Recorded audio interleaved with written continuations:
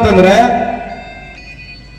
ನಾವು ಕಳೆದ 10 ವರ್ಷದಿಂದ ನರೇಂದ್ರ ಮೋದಿ ಸಾಹೇಬರು ಏನ್ ಮಾತನಾಡಿದ್ರು, ಕಳೆದ 10 ವರ್ಷದಿಂದ ನರೇಂದ್ರ ಮೋದಿ ಸಾಹೇಬರು ಏನ್ ಮಾತನಾಡಿದ್ರು ಅದನ್ನ ಅವ್ರು ಮರ್ತು ಬಿಟ್ಟಿದ್ದಾರೆ. ಇವಾಗ ಯಾವ ನರೇಂದ್ರ ಮೋದಿ ಸಾಹೇಬರು ವಿಶೇಷವಾಗಿ ನಮ್ಮ ಈ ಭಾಗದ ಜನರು, ರೈತಾಪಿ ವರ್ಗಗಳ ಬಹಳ ಜನರಿದ್ದಾರೆ.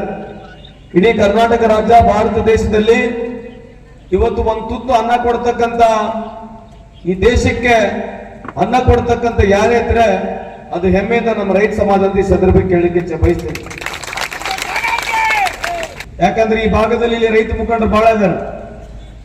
ಮೊದಲನೇ ಒಂದೇ ಒಂದು ಮಾತು ಕೇಳಿ, 10 ವರ್ಷ ಆಯ್ತು ತಾವು ಅವಧಿಗೆ ಬಂದು ಅಧಿಕಾರಕ್ಕೆ ಬಂದು, ನೀವು ಅಧಿಕಾರಕ್ಕೆ ಬಂದ್ರೆ ರೈತರ ಸಾಲವನ್ನ ಮನ್ನಾ ಮಾಡ್ತೀವಿ ಅಂತ ಹೇಳಿದ್ರಿ. ಇಲ್ಲಿವರೆಗೆ ರೈತರ ಸಾಲ ಮನ್ನಾ ಮಾಡಿದ್ದಾರ? ನನಗೆ ಅಧಿಕಾರಕ್ಕೆ ತನ್ನಿ, ಅಧಿಕಾರಕ್ಕೆ ಬಂದ ತಕ್ಷಣ ರೈತರ ಆದಾಯವನ್ನು ದುಪ್ಪಟ್ಟು ಮಾಡ್ತೀವಿ ಅಂತ ಹೇಳಿದ್ರು.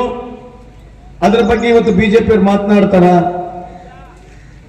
ನನಗೆ ಅಧಿಕಾರಕ್ಕೆ ತಂದ್ರೆ ಇಡೀ ದೇಶದ ಎಲ್ಲಾ ನದಿಗಳನ್ನ ಜೋಡಣೆಗೆ ಮಾಡ್ತೀನಿ, ನೀರಾವರಿಗೆ ಅನುಕೂಲ ಮಾಡ್ತೀನಿ, ಚೆಕ್ ಡ್ಯಾಮ್ಗಳನ್ನ ಕಟ್ತೀನಿ, ಡ್ಯಾಮ್ಗಳನ್ನ ಕಟ್ತೀನಿ ಅಂತ ಹೇಳಿರ್ತಕ್ಕಂಥದ್ದು ಯಾರು ಪ್ರಧಾನಮಂತ್ರಿ ನರೇಂದ್ರ ಮೋದಿ ಸಾಹೇಬರಿದ್ದಾರೆ.